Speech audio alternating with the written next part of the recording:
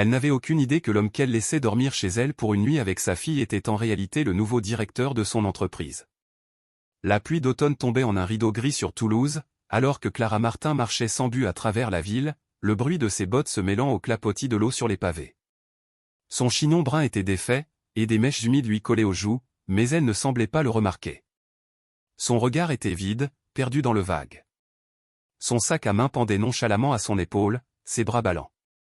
Les gens se pressaient autour d'elle, riant et parlant, se déplaçant avec un objectif. Clara, elle, n'allait nulle part. Elle s'arrêta sous les arcades de la place du Capitole et s'adossa à un pilier de briques, son souffle formant de petits nuages dans l'air froid. Elle fixa ses mains gantées, noyée dans les émotions pesantes de la journée. Ce matin encore, elle avait un travail. Elle était arrivée avec 23 minutes de retard, non pas par paresse, mais parce qu'elle avait dû aider son père, dont la jambe malade le faisait terriblement souffrir, à se préparer pour son rendez-vous médical. Le kiné n'était jamais venu. Elle était partie en catastrophe, le cœur serré par la culpabilité et les mains tremblantes. Monsieur Dubois l'attendait. « Clara, nous exigeons de la ponctualité. C'est la 3e fois. Je devais m'occuper de mon père, il a fait une mauvaise chute. Je suis navré, avait-il déclaré, sans la moindre once de sympathie, mais ici, c'est un restaurant, pas une œuvre de charité. » Et c'en était fini. Maintenant, elle était là, sans direction, dans le froid. « J'essaie, pourtant, murmura-t-elle pour elle-même. J'essaie de toutes mes forces. C'est alors que quelque chose attira son regard. Un peu plus loin, blottis contre le même pilier, se trouvaient un homme et une petite fille. Il avait enroulé son manteau autour d'eux pour protéger l'enfant, mais le tissu était fin, inutile contre ce froid mordant. La fillette, qui devait avoir 4 ans, se serrait contre lui. Ses joues étaient roses et ses cheveux roux et bouclés lui collaient au visage. Elle leva les yeux et, un court instant, leurs regards se croisèrent. Clara sentit sa poitrine se serrer. Il n'avait ni sac, ni parapluie, rien qui puisse indiquer qu'ils attendaient quelqu'un. Ils ne faisaient que survivre. Clara détourna le regard, le cœur battant. « Tu ne les connais pas. Et s'ils étaient dangereux? Tu viens de perdre ton travail. Tu n'as rien à offrir. » Mais alors, comme un doux murmure, la voix de son père lui revint, « La vraie générosité, ma chérie, c'est de donner quand il ne te reste presque plus rien. » Elle se redressa avant d'avoir pu trop réfléchir, le souffle court. La pluie crépita sous ses bottes tandis qu'elle s'approchait. L'homme leva la tête. Ses yeux semblaient fatigués mais bienveillants, las mais pas menaçants. « Bonsoir, » dit Clara d'une voix douce. « J'ai un petit appartement pas loin. Il est au chaud. J'ai préparé un cassoulet, si vous avez besoin d'un endroit pour la nuit. » L'homme cligna des yeux, puis regarda sa fille. Il ne dit rien pendant un moment, puis, doucement, « Vous êtes sûre ?» Clara hocha la tête. « Oui. » Il laissa échapper un long soupir. « Merci. Vraiment, merci beaucoup. » Clara s'agenouilla pour croiser le regard de l'enfant. « Salut, moi c'est Clara. Comment tu t'appelles ?» La petite fille se serra un peu plus dans le manteau de son père, puis murmura, « Léa. » Clara sourit. « Bonjour, Léa. Allons vous mettre au chaud. »« D'accord. » L'homme se leva, ajustant soigneusement le manteau de Léa. « Je m'appelle Alexandre, dit-il. Nous ne resterons pas longtemps, juste une nuit. » Clara hocha de nouveau la tête, les guidant à travers la pluie vers son appartement du quartier Saint-Cyprien. Sa poitrine était toujours lourde, mais quelque part sous ce poids, une petite flamme venait de vaciller. L'espoir.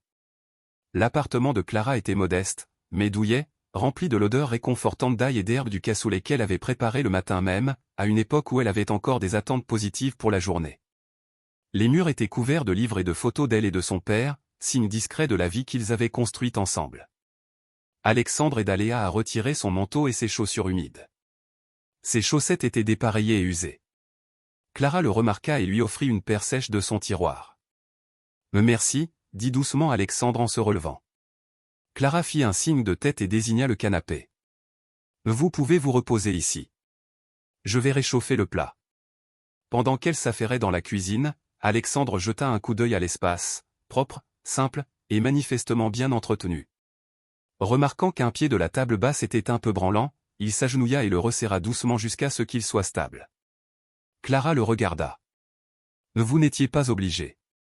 Alexandre esquissa un léger sourire. Une vieille habitude. Réparer les choses m'occupe les mains. Elle haussa un sourcil, mais n'insista pas. Léa, portant maintenant l'un des pulls trop grands de Clara, s'approcha de la cuisine sur la pointe des pieds. Ça sent comme dans un grand restaurant, dit la petite fille timidement. Clara sourit. Ce n'est que du cassoulet, mais merci du compliment. Léa laissa échapper un petit rire et retourna sur le canapé. Clara déposa 3 bols sur sa petite table, les remplit généreusement et ajouta une tranche de pain à côté de chaque. Ils s'assirent. Léa mangea tranquillement, observant les adultes avec de grands yeux curieux. Alexandre prit une cuillerée et hocha la tête en signe d'approbation. C'est délicieux. Cuisiner, c'est moins cher qu'une thérapie, dit Clara avec un petit sourire. Alexandre eut un rire discret.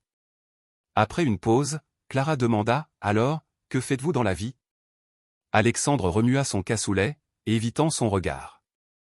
J'ai pris du temps pour moi, pour réfléchir. Elle n'insista pas. Elle connaissait ce poids dans la voix. Je devais partir à Florence, partagea-t-elle. J'avais une bourse pour étudier l'histoire de l'art. Et puis mon père a eu son accident. Je suis restée, j'ai pris ce travail de serveuse. Alexandre la regarda avec une lueur d'admiration. Ce n'est pas rien. Vous avez choisi quelqu'un d'autre avant vous-même. Clara cligna des yeux. Cela faisait longtemps qu'on ne lui avait pas montré une gentillesse qui ne soit pas teintée de pitié. Et vous, demanda-t-elle. J'ai perdu quelqu'un. Après ça, je ne savais plus vraiment qui j'étais. Clara hocha la tête. Oui, je comprends ça. Après le dîner, Léa demanda à dessiner. Clara lui donna une boîte de crayons de couleur et quelques feuilles de papier. La petite fille s'installa sur le tapis, fredonnant doucement. Alexandre se leva pour débarrasser. Clara essaya de l'en empêcher, mais il insista. Pendant qu'il faisait la vaisselle, il répara discrètement le robinet qui gouttait et ajusta un tiroir qui coinçait. « Vous réparez toujours tout ?» demanda Clara. Alexandre eut un sourire mélancolique. « Seulement quand je ne peux pas réparer les vrais problèmes. » Clara éclata de rire pour la première fois de la journée. Cela la surprit, mais c'était une sensation agréable, comme un rayon de soleil perçant les nuages. Plus tard, elle retourna dans le salon et trouva Léa qui tenait un dessin dans ses mains. « J'ai fait ça », dit-elle en le lui tendant. C'était un portrait de Clara, avec des cheveux très longs et une couronne sur la tête, souriant sous un grand soleil jaune. Le dessin était maladroit, mais fait avec soin. Clara s'agenouilla. « Pour moi. » Léa hocha la tête. « Tu es la première personne qui m'a souri aujourd'hui. » La poitrine de Clara se serra. Elle attira la petite fille dans ses bras, la serrant fort alors que des larmes silencieuses coulaient sur son visage. Pour la première fois depuis longtemps, elle se sentit vue, utile, non pas parce qu'elle pouvait réparer quelque chose, mais simplement parce qu'elle avait été bienveillante. Alexandre observait depuis le canapé. Quand leurs regards se croisèrent, il lui offrit un sourire. Petit, mais sincère. Cette nuit-là, après que Léa se fut endormie sous une couverture empruntée, Clara s'assit en silence, regardant le dessin avant de l'épingler sur son petit tableau en liège. C'était coloré, maladroit et parfait. Le plus beau dessin qu'on lui ait jamais offert, et le cadeau le plus précieux qu'elle ait jamais reçu. L'appartement était exceptionnellement silencieux le lendemain matin. Pas de doux fredonnement, pas de petits pas feutrés sur le parquet usé. Clara s'étira dans son lit, le soleil pâle filtrant déjà à travers les fins rideaux. Elle frotta ses yeux, s'attendant à entendre le léger bruissement d'une enfant qui se réveille, ou la voix basse d'Alexandre la remerciant à nouveau, mais il n'y avait que le silence. Elle se redressa brusquement, le regard tourné vers le salon. Les couvertures sur le canapé étaient soigneusement pliées. Le pull que Léa avait porté était maintenant accroché au dos d'une chaise, fraîchement lavé et sentant vaguement la lavande. Sa poitrine se serra. Clara se leva et entra prudemment dans la cuisine. La cocotte du cassoulet avait été lavée et séchée, l'évier était impeccable. La pièce avait cette propreté troublante d'un espace que l'on vient de nettoyer avant de partir. Et puis elle le vit. Sur la petite table ronde près de la fenêtre, il y avait un mouchoir blanc plié avec une grande précision. Au-dessus reposait un morceau de papier plié en deux. Les doigts de Clara tremblèrent légèrement en le ramassant. L'écriture était forte, élégante et clairement masculine. Merci, ah, c'était tout. Pas de nom complet, pas d'explication, pas de numéro de téléphone. Juste un remerciement discret d'un homme qui n'avait rien pris d'autre qu'un abri pour la nuit et qui laissait derrière lui quelque chose de bien plus lourd, son silence. Elle pressa le papier contre sa poitrine un instant, puis déplia le mouchoir. À l'intérieur se trouvait le dessin fait au crayon de couleur. On y voyait une femme aux longs cheveux bruns souriant sous un grand soleil, mais Léa avait ajouté de nouveaux détails. De chaque côté de la reine Clara se tenait un homme plus grand et une toute petite fille, tous les trois se tenant par la main. Clara se laissa tomber sur la chaise, incapable de retenir ses larmes. Cela n'avait duré qu'une nuit, quelques bols de cassoulet, un canapé pour dormir, mais cela avait fait une différence. Cela avait compté suffisamment pour que Léa lui laisse ceci. Elle essuya ses yeux, puis leva le regard vers son tableau en liège. Après une seconde d'hésitation, elle se leva et récupéra le dessin. Sans trop réfléchir, elle l'épingla au centre du tableau. Elle recula pour le regarder, cette image joyeuse d'elle-même en reine, en personne chaleureuse et nécessaire. Cela ressemblait à de l'espoir. Cela ressemblait à quelque chose qu'elle avait oublié qu'elle pouvait être. Clara ne savait pas où Alexandre et Léa étaient allés. Mais elle savait une chose, ils l'avaient vraiment vue. Pas comme la femme qui s'était fait renvoyer, pas comme la fille toujours pressée de s'occuper de quelqu'un d'autre. Ils l'avaient vue comme quelqu'un qui comptait. Les jours suivants se fondirent dans une routine difficile de refus et de fatigue. Clara parcourait les rues avec un CV fraîchement imprimé, s'arrêtant dans les cafés, les boutiques et les bureaux. Mais personne n'embauchait une femme comme elle, qui avait abandonné ses études, avec des disponibilités irrégulières et un air un peu trop épuisé. Dans un grand bistrot du centre-ville, un gérant à l'air pressé survola sa candidature avant de lever les yeux. « Franchement, dit-il sans sympathie, vous n'avez pas l'air assez dur à cuire pour ce rythme. Il nous faut quelqu'un de plus solide. » Le mot « solide » lui colla à la peau comme une tache. Elle quitta l'établissement en silence, la poitrine serrée, la honte lui brûlant les yeux. Ce soir-là, alors que le soleil se couchait derrière les toits de la ville rose, le téléphone de Clara sonna. Elle jeta un coup d'œil à l'écran et vit le numéro de l'hôpital. Son estomac se noua. Quand elle arriva, essoufflée et le visage rouge d'avoir couru les 12 rues qu'elle ne pouvait pas se permettre de payer en taxi, une infirmière l'accueillit avec un air de sollicitude professionnelle. « L'infection de la jambe de votre père s'est aggravée, expliqua-t-elle. Il est stable maintenant, mais il aura besoin d'un traitement antibiotique par intraveineuse et d'une surveillance prolongée. » Clara hocha la tête, entendant à peine le reste. Derrière ces mots résonnait une question à laquelle elle n'avait aucune réponse, « Comment vais-je payer pour tout ça ?» Le chemin du retour fut silencieux. Elle marcha tout le long, les bras enroulés autour d'elle pour se protéger du vent glacial, ignorant la douleur sourde dans ses mollets et la piqûre aiguë des larmes qu'elle refusait de laisser tomber. Quand elle atteignit enfin son appartement et referma la porte derrière elle, le silence à l'intérieur sembla plus assourdissant que la ville au dehors. Il l'enveloppa comme un brouillard. Elle laissa tomber son sac sur le sol et se dirigea vers la cuisine, complètement engourdie.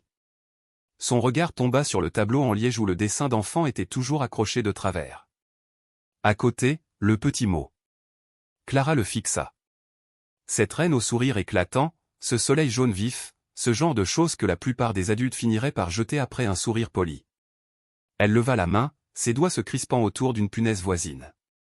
Sa main tremblait. Elle voulait l'arracher, le jeter à la poubelle, effacer le souvenir de ce bref moment d'espoir, car la douleur la plus vive était de penser que peut-être, juste peut-être, quelqu'un avait vu de la valeur en elle. Et pourtant, la voilà, plus brisée que jamais. Sa main plana un instant, la punaise se balançant légèrement. Puis son regard dériva vers le dessin lui-même. Une femme aux cheveux bruns souriant sous un grand soleil, tenant la main d'une petite fille. Les mots de Léa lui revinrent comme un murmure, « Tu es la première personne qui m'a souri aujourd'hui. » La main de Clara retomba. Elle laissa la punaise en place et s'effondra sur le sol. Son dos s'appuya contre les placards inférieurs, ses genoux ramenés contre sa poitrine, ses bras enroulés fermement autour d'eux. Et puis, finalement, elle pleura. Pas des larmes polies, pas une frustration silencieuse. C'étaient des sanglots, bruts, haletants et sans filtre. Le chagrin pour tout ce qu'elle avait perdu. La peur de ce qu'elle pourrait encore perdre. Et quelque part à l'intérieur, enfouie comme une pierre au fond d'une rivière, la honte d'avoir osé espérer, ne serait-ce qu'un instant, qu'elle comptait. « Je ne veux pas abandonner » murmura-t-elle entre deux hoquets. « Mais je suis si fatiguée. » tellement fatiguée. La lumière de la cuisine vacilla doucement au-dessus d'elle, projetant des ombres douces contre le mur. Le dessin resta là, toujours épinglé, intact. Il avait survécu au pire d'elle-même, et d'une certaine manière, elle aussi. L'appel arriva un mardi matin, juste après que Clara fût revenue du dernier rendez-vous de son père. Elle épluchait des carottes dans la cuisine, essayant de faire durer une soupe pour le reste de la semaine, quand son téléphone vibra. Numéro inconnu. Elle faillit laisser le répondeur, mais quelque chose la poussa à répondre. « Bonjour, mademoiselle Clara Martin. » La voix à l'autre bout du fil était professionnelle, concise. « Et ici Sarah du service des ressources humaines d'Avenir Hospitality. » Clara fronça les sourcils. C'était le grand groupe qui possédait le restaurant où elle travaillait. Notre directeur général souhaiterait organiser une réunion avec vous dès que possible. Clara cligna des yeux. Quoi? Je suis désolé, je ne travaille plus là-bas. Oui, nous en sommes conscients, répondit doucement la femme. Néanmoins, la demande tient toujours. Il a spécifiquement demandé à vous voir. Le cœur de Clara s'emballa. Ai-je fait quelque chose de mal, demanda-t-elle d'une petite voix. Non, dit la femme. Venez simplement, s'il vous plaît. Demain, 10 heures. Quand Clara raccrocha, elle resta un moment figée dans sa cuisine. Elle regarda son reflet dans la porte du micro-ondes, des cheveux non lavés, des cernes sous les yeux, un tablier taché de bouillon. Pourquoi un directeur général voudrait-il me voir, chuchota-t-elle pour elle-même. Le lendemain matin, Clara enfila les vêtements les plus propres qu'elle possédait, un pantalon noir et un chemisier qu'elle avait repassé la veille. Ses nerfs vibrèrent sous sa peau pendant tout le trajet en métro. Elle évita son reflet dans le miroir de l'ascenseur, certaine d'avoir l'air déplacée dans cet immeuble de bureau qu'elle avait autrefois connu comme simple serveuse. La réceptionniste la salua d'un sourire poli et l'orienta vers l'étage de la direction. Clara sortit de l'ascenseur et pénétra dans un monde où elle n'était jamais entrée. La moquette était épaisse, les murs ornés d'art abstraits et de trophées en verre. Une légère odeur de cuir et de café frais flottait dans l'air. Elle lissa son chemisier, l'estomac noué. « Qu'est-ce que je fais ici ?» Un assistant élégant ouvrit une grande porte au bout du couloir et lui fit signe d'entrer. « Il vous attend. » Clara entra et s'arrêta net. Debout à l'autre bout du bureau moderne et épuré, derrière une large table en bois verni, se tenait Alexandre. Il portait un costume bleu marine parfaitement coupé, sa posture était assurée, ses mains légèrement jointes devant lui. Il avait toute l'apparence d'un dirigeant puissant, mais ses yeux étaient les mêmes, doux, bienveillants et terriblement familiers. Le souffle de Clara se coupa. « Alexandre » dit-elle dans un murmure à peine audible. Avant qu'il ne puisse répondre, une petite voix cria de joie. « Ah Clara !» Clara se retourna juste à temps pour recevoir Léa qui se précipitait contre ses jambes, enroulant ses bras autour d'elle avec un bonheur pur et sans retenue. La petite fille leva vers elle des yeux brillants.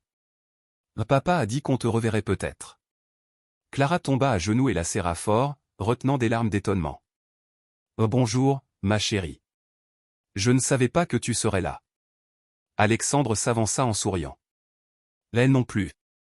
Je voulais que ce soit une surprise. » Clara se releva lentement, tenant toujours la main de Léa. « Je ne comprends pas », Alexandre désigna le canapé près de la fenêtre. « Asseyez-vous avec moi, s'il vous plaît. » Ils se dirigèrent vers le coin salon, et Clara s'assit avec raideur au bord du coussin. Léa grimpa à côté d'elle, posant sa tête contre le bras de Clara comme si elle ne l'avait jamais quittée. Alexandre s'assit en face d'eux. « Je vous dois une explication », commença-t-il, et probablement bien plus encore. Clara ne pouvait que le fixer. « J'ai racheté le groupe Avenir Hospitality il y a 2 semaines, dit-il. J'étais en pourparlers depuis des mois, mais l'accord final a été conclu récemment. Je suis le nouveau directeur général. » Clara cligna des yeux, encore stupéfaite. « Vous êtes, quoi ?» Alexandre esquissa un léger sourire. « J'ai pris une pause du monde des affaires après le décès de ma femme. Ce soir-là, quand vous nous avez trouvés, Léa et moi venions d'être refusés à notre logement temporaire. Pas de chauffage, pas de plan B. J'étais au plus bas. » Clara déglutit, les yeux écarquillés. « Vous ne saviez pas qui j'étais. Vous avez juste aidé. Sans question, sans rien attendre en retour. Ce genre de gentillesse. » Il baissa les yeux un instant. M'a rappelé qui je voulais être. Le cœur de Clara battait à tout rompre. Cet homme, cet étranger, n'était pas seulement un père qu'elle avait aidé une nuit. Il était maintenant à la tête du groupe qui l'avait renvoyé. Je voulais vous remercier convenablement, dit Alexandre d'une voix posée. Mais plus que ça, j'espérais vous offrir quelque chose de mieux. Envisageriez-vous de revenir? Pas à votre ancien poste. À quelque chose de plus important. Alexandre se pencha en avant. Ma femme s'appelait Sophie, commença-t-il. Elle était le centre de nos vies. Elle est morte dans un accident de voiture il y a 8 mois. C'était soudain. Il marqua une pause, la mâchoire contractée. Tout s'est arrêté. Alors j'ai tout quitté. J'ai emmené Léa avec moi. Je ne fuyais pas vraiment. Je ne savais juste plus qui j'étais sans elle. Il regarda Clara droit dans les yeux. Et puis vous êtes apparue. Vous avez ouvert votre porte, vous nous avez nourris, vous avez fait rire ma fille, ce que je ne l'avais pas vu faire depuis des semaines.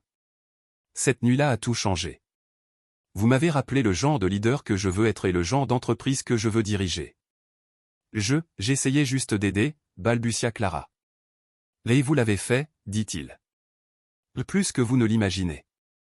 Il se leva, se dirigea vers son bureau et en sortit un dossier mince. J'ai racheté ce groupe non seulement parce que c'était un bon investissement, mais parce que je veux en faire un endroit qui valorise les gens, pas seulement l'argent. Et je veux quelqu'un à mes côtés qui comprend ce que cela signifie vraiment. Clara baissa les yeux sur l'offre. Le titre était directrice de l'expérience client et du bien-être des employés. C'était plus d'argent qu'elle n'en avait jamais gagné. Je ne sais pas si je suis qualifiée, dit-elle doucement. Je n'ai pas fini mes études. J'étais serveuse. Alexandre sourit doucement. Clara, je n'ai pas besoin d'une autre personne avec un CV impressionnant.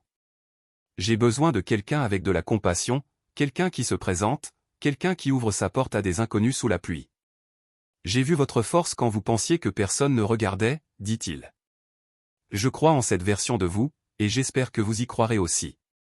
Clara fixa le papier entre ses mains, puis l'homme qui avait autrefois resserré le pied de sa table basse sans dire un mot.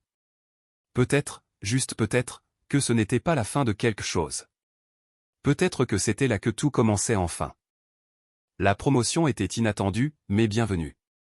Clara s'était consacrée à son nouveau rôle de directrice de l'expérience client et du bien-être des employés avec le genre de dévouement que seule une personne ayant connu des difficultés pouvait offrir. Elle a créé des programmes pour aider le personnel confronté à la maladie, aux problèmes de garde d'enfants ou à l'épuisement professionnel. Elle écoutait les histoires. Elle se souvenait des noms. Mais la gentillesse, même sincère, ne protège pas de la critique. Les commentaires à voix basse commencèrent dans la salle de pause. Elle était juste serveuse, non? J'ai entendu dire qu'elle n'a même pas fini ses études. Soyons honnêtes, personne n'est promu aussi vite à moins d'avoir une liaison avec le patron. Clara faisait semblant de ne pas entendre. Elle souriait, hochait la tête poliment, se resservait du café, jusqu'à ce qu'un après-midi, en passant devant la photocopieuse, elle entende un homme marmonner, apparemment, secourir un PDG sous la pluie, ça rapporte plus qu'un simple merci de nos jours. Elle parvint à atteindre son bureau avant que les larmes ne coulent. Derrière la porte fermée, Clara s'effondra sur sa chaise et se couvrit le visage de ses mains. Son souffle était court et une vague de doute monta en elle comme une marée. Ils pensent que je suis une imposture. Ils pensent que je ne mérite pas ça. Peut-être qu'ils ont raison. Peut-être que je ne le mérite pas. Un léger coup à la porte la fit sursauter. Elle essuya rapidement ses joues, essayant de stabiliser sa voix. Oui. Alexandre ouvrit doucement la porte. Son regard tomba sur son visage strié de larmes et il ne dit rien. Il traversa simplement la pièce, s'agenouilla à côté de sa chaise et lui prit la main. « Viens avec moi, dit-il gentiment. » Il ne posa pas de questions. Il ne fit pas de sermon. Ce week-end-là, ils emmenèrent Léa faire un pique-nique au bord de la Garonne. Clara fit des ricochets avec la petite fille, riant aux éclats tandis que Léa poussait des cris de joie. Plus tard, ils firent voler un cerf-volant rouge vif sous le ciel bleu pâle, et Léa insista pour les dessiner tous à la craie sur le chemin de halage. Papa, Clara et moi, on se tient la main. Ils achetèrent des glaces à un vendeur ambulant, et Clara s'assit sur le banc tandis qu'Alexandre lui tendait un cornet. Pendant un long moment, ils restèrent assis en silence, regardant Léa courir après les pigeons. Elle ne voit pas les rumeurs, dit enfin Alexandre. Elle ne voit que qui tu es pour elle. Mais les autres les voient, répondit Clara en baissant les yeux. Ils te voient, dit Alexandre, mais ils ne connaissent pas ton histoire. Il marqua une pause. Il est peut-être temps qu'ils la connaissent. Le lundi suivant, Alexandre envoya une invitation à toute l'entreprise. Réunion générale, jeudi, 16 h. Présence encouragée. Tout le personnel se rassembla dans le grand auditorium. L'air était chargé de curiosité. Des regards en coin, quelques roulements d'yeux. Alexandre se tenait au pupitre, non pas en costume, mais avec un pull doux et un pantalon. Il ressemblait plus à un homme qu'à un PDG. Il commença sans note. Beaucoup d'entre vous connaissent Clara Martin, dit-il d'une voix calme. Certains ont travaillé à ses côtés, d'autres sous sa direction, mais je veux que vous sachiez qui elle était avant ça. Il leur parla de l'averse, d'une femme aux yeux fatigués et aux mains douces, qui avait ouvert sa porte à un homme et une petite fille sans nulle part où aller, qui n'avait posé aucune question et n'attendait rien en retour. Elle ne savait pas qui j'étais, dit Alexandre. Elle savait seulement que nous avions froid, que nous étions effrayés et seuls. Et elle nous a donné de la chaleur, de la nourriture et de la dignité. Il sortit de sa poche un morceau de papier plié, un dessin d'enfant aux couleurs vives. Ceci, dit-il en le brandissant, est un cadeau que ma fille a fait à Clara ce soir-là. Il le regarda un long moment avant de le poser délicatement sur la table devant lui. Je l'ai gardé sur moi tous les jours depuis, car sans ce dessin, je ne serais pas ici. Sans Clara, cette entreprise ne deviendrait pas ce qu'elle est en train de devenir. Elle m'a rappelé que le leadership n'est pas une question de pouvoir. C'est une question de compassion. Un silence de plomb tomba sur la salle. Plus de chuchotements, juste l'immobilité, puis, lentement, des applaudissements. Une paire de mains, puis une autre, jusqu'à ce que la pièce en résonne. Assise au premier rang, Clara laissait des larmes couler silencieusement sur ses joues. Pas des larmes de douleur cette fois, mais de soulagement. Elle avait été vue. Vraiment vue, et enfin, on l'avait cru. Les semaines qui suivirent la réunion générale apportèrent un changement discret. L'entreprise semblait plus chaleureuse, plus humaine. Les gens cessaient d'éviter son regard. Il souriait à Clara, se confiait à elle, lui faisait confiance non pas pour son titre, mais parce qu'il sentait qu'elle comprenait. La porte de son bureau restait ouverte. Elle lançait des initiatives locales, des aides à la garde d'enfants, des groupes de soutien. Lentement, les barrières entre les titres et les gens commencèrent à disparaître. À la maison, la vie refleurissait aussi. Son père, autrefois diminué et silencieux, riait maintenant devant des parties de cartes et de vieux films. Le programme de bien-être de l'entreprise couvrait ses traitements. Pour la première fois depuis des années, Clara avait le sentiment de vivre vraiment, et pas seulement de survivre. Et puis il y avait Léa. Les week-ends devinrent leur coutume. Clara, Alexandre et Léa, se promenant sur les sentiers ensoleillés des Pyrénées, cuisinant avec beaucoup trop de farine, campant sous les étoiles. Un après-midi, Léa arriva en courant, brandissant un dessin au crayon. « Regarde, c'est nous, rayonna-t-elle. 3 bonshommes allumettes, un en cravate, un en robe, et une enfant entre eux. En dessous était écrit, papa, Clara maman, et moi. La gorge de Clara se noua. Plus tard dans la soirée, alors qu'il lisait au coin du feu, Léa se pencha contre elle. J'ai demandé au ciel de m'envoyer quelqu'un comme toi, murmura-t-elle. Clara cligna des yeux. Vraiment? Léa hocha la tête. Et je crois qu'il m'a entendu. Clara jeta un coup d'œil à Alexandre. Leurs regards se croisèrent. Ils ne dirent rien, mais tout fut compris dans ce silence. Lors de la fête d'hiver annuelle de l'entreprise, Alexandre monta sur scène, Léa à ses côtés. Cette femme a transformé ma vie et celle de ma fille, une nuit où nous n'avions nulle part où aller. Puis, à la surprise générale, il posa un genou à terre. Des exclamations parcoururent la foule. De sa poche, il sortit une petite boîte contenant une bague ornée d'un saphir. « Clara Martin, dit-il, la voix chargée d'émotion, vous avez été notre étoile polaire, notre espoir. Voulez-vous être notre foyer permanent ?» Des larmes coulaient sur les joues de Clara. Léa courut sur scène et l'enlaça. « C'est notre famille maintenant ?» demanda-t-elle. Clara s'agenouilla à côté d'elle, l'embrassa sur la joue et se tourna vers Alexandre. « Oui » murmura-t-elle. « 1000 fois oui. » Des acclamations éclatèrent. des confettis flottèrent comme de la neige. Leur mariage au printemps fut petit, parfait, au bord d'un lac calme sous des saules caressés par la brise. Pas d'or, pas d'extravagance, juste des marguerites, de la musique et de l'amour. Clara remonta l'allée dans une simple robe ivoire, son père à son bras. À son poignet, pas de bouquet, mais un bracelet fait d'un fil coloré et de 2 perles, que Léa lui avait offert le matin même. Pendant les vœux, Léa s'assit entre eux, leur tenant les 2 mains. Après le baiser, elle leur adressa un grand sourire. « On l'a fait, dit-elle. » Plus tard, alors que le soleil commençait à descendre vers l'horizon, ils marchèrent main dans la main le long du sentier de pierre au bord du lac. Clara, Alexandre et Léa, leurs ombres s'étirant derrière eux. Clara jeta un regard en arrière vers la ville lointaine, vers le restaurant où elle avait perdu son emploi. Autrefois, cela avait ressemblé à la fin. Maintenant, c'était simplement là où tout avait commencé. Merci de nous avoir rejoints pour ce voyage réconfortant. Une histoire qui nous rappelle comment un seul acte de gentillesse peut changer le cours de plusieurs vies. Clara a ouvert sa porte une nuit pluvieuse, sans savoir qu'elle entrait dans un nouveau destin, un destin construit non pas par les titres ou la richesse, mais par l'empathie, le courage et l'affection. Si cette histoire a remué quelque chose en vous, vous a fait croire un peu plus en l'humanité, ou même vous a arraché une larme, n'oubliez pas d'aimer, de partager et de vous abonner à notre chaîne. Nous vous apportons des récits authentiques et émouvants qui réparent, inspirent et touchent le cœur.